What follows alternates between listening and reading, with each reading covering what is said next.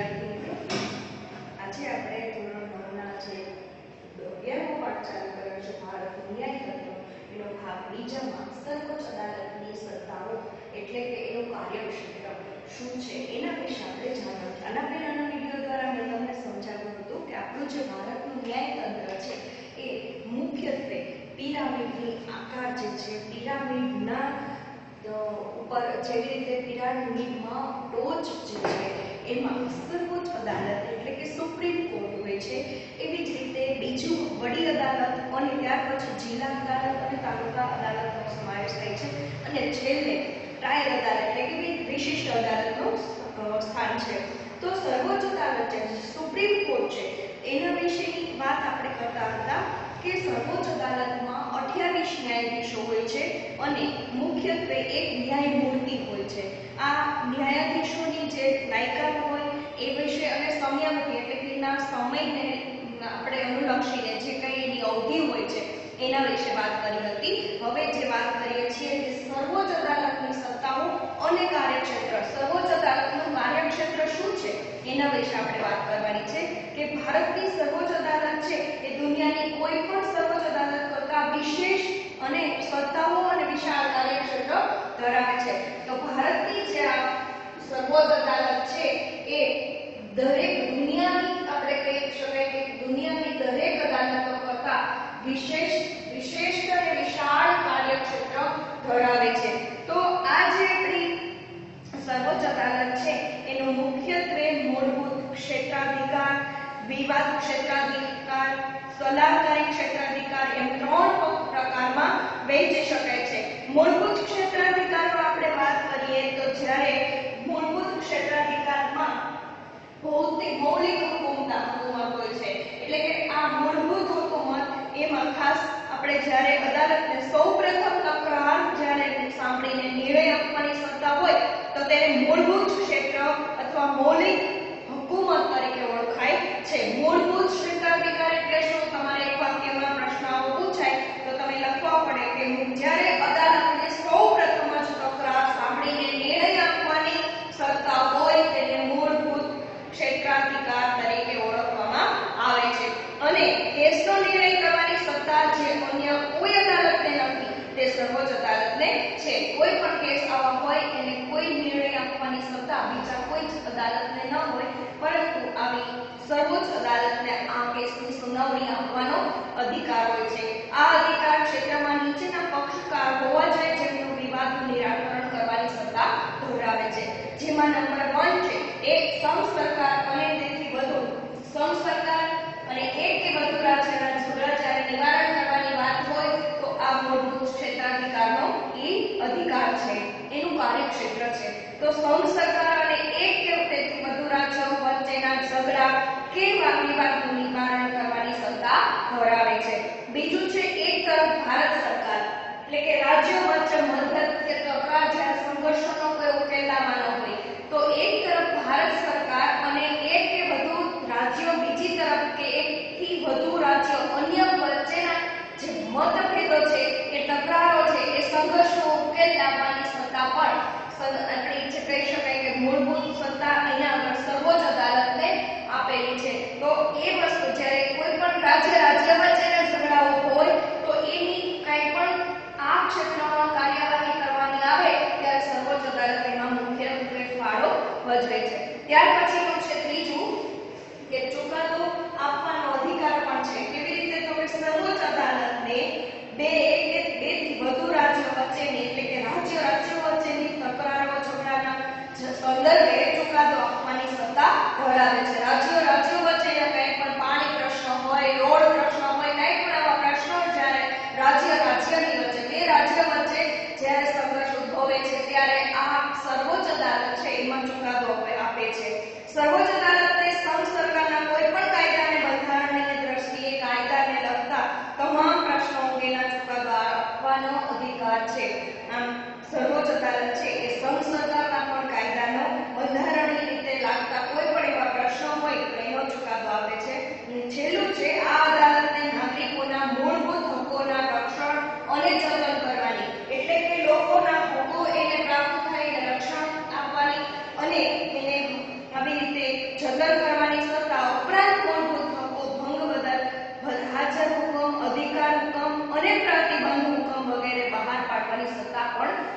સર્વોચ્ચ અદાલત ધરાવે છે.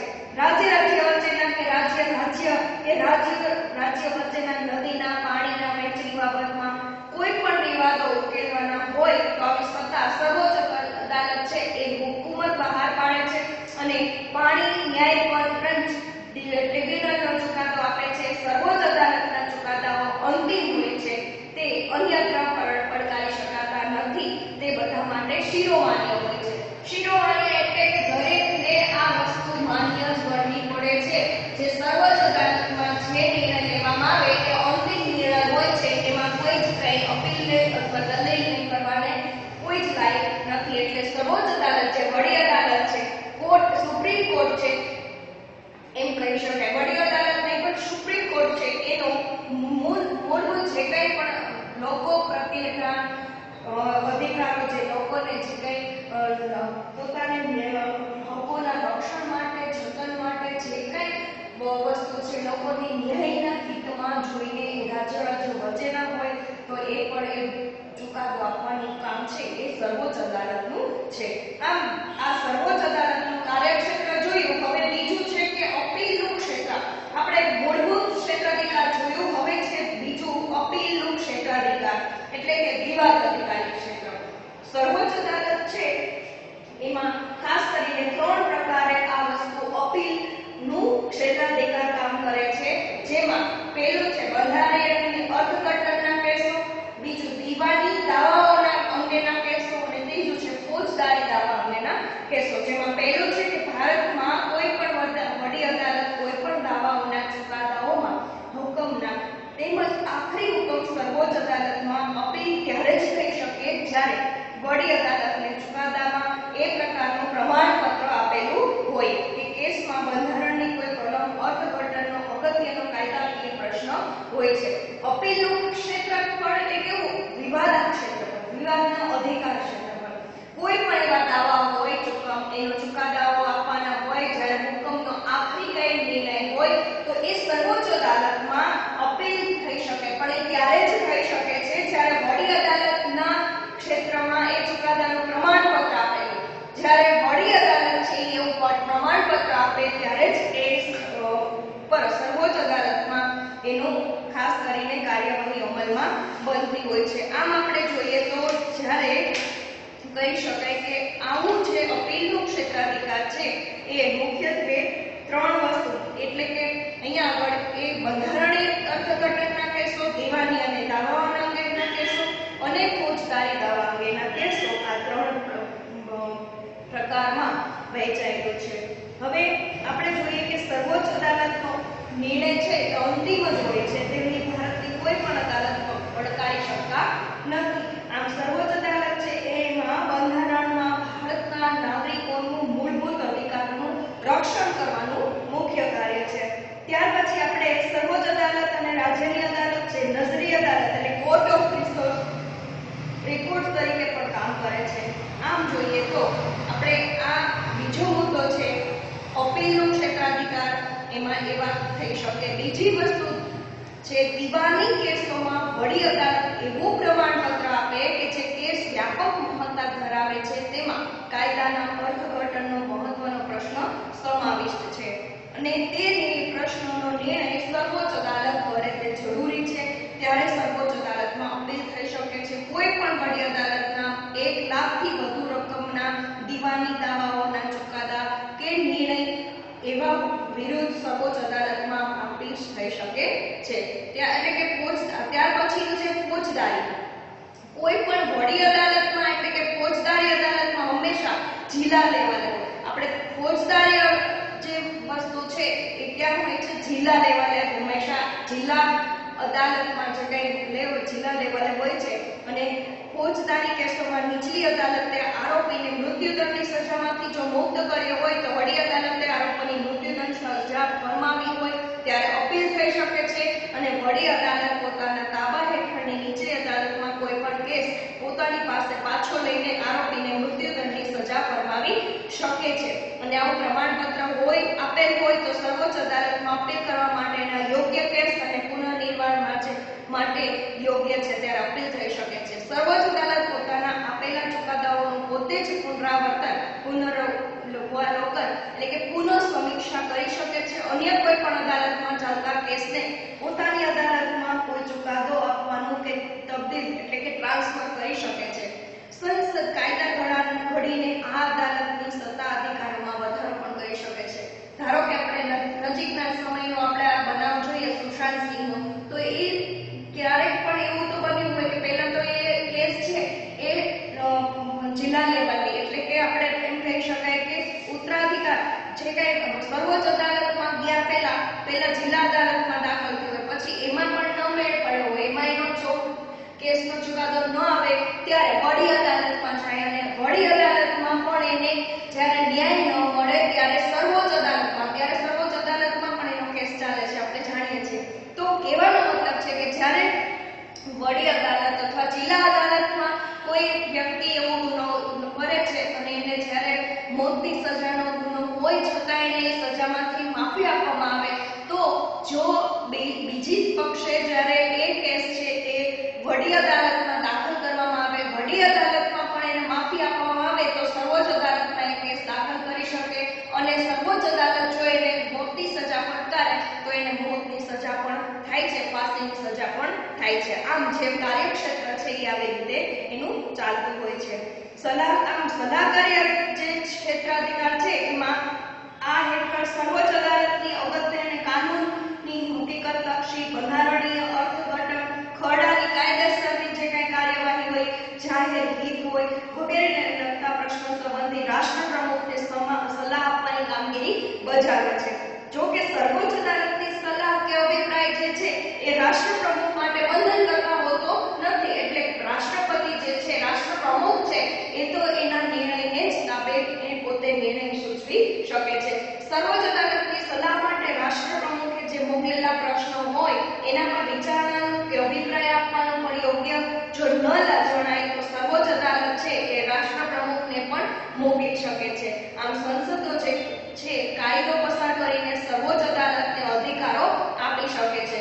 ભારતનો ન્યાયતંત્રમાં સર્વપ્રથમ આપણે જાણીએ છીએ કે સર્વોચ્ચ અદાલત કેન્દ્ર સ્થાને છે અને બીજી જગ્યાએ વડી અદાલત છે એટલે કે રાજકીય અદાલત છે અને રાજ્ય કક્ષાએ એ વડી અદાલત કામ કરે છે. ત્યાર પછી જિલ્લા અદાલતમાં દીવાની અદાલત, ફોજદારી અદાલત, તાલુકા અદાલત, ટ્રાયલ કોર્ટ હોય છે.